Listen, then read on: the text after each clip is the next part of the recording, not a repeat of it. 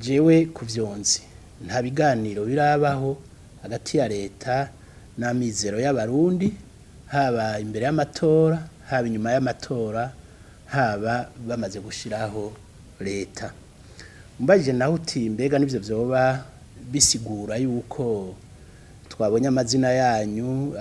amanitse mu migwi y'ibikorwa y'inama nshingamateka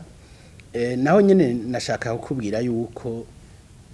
kuva mu mpera z'ukwindwi ibiro nshingwabikorwa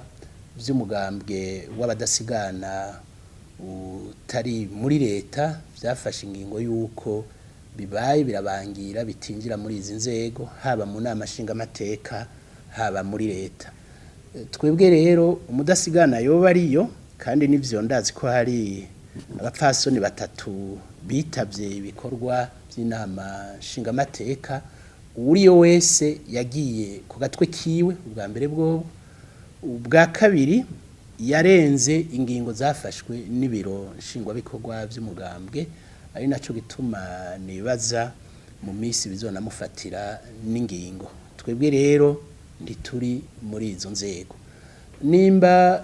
Rwasaka bukuru wa FNL ashobora kuba yaragiraniye ibiganiro na leta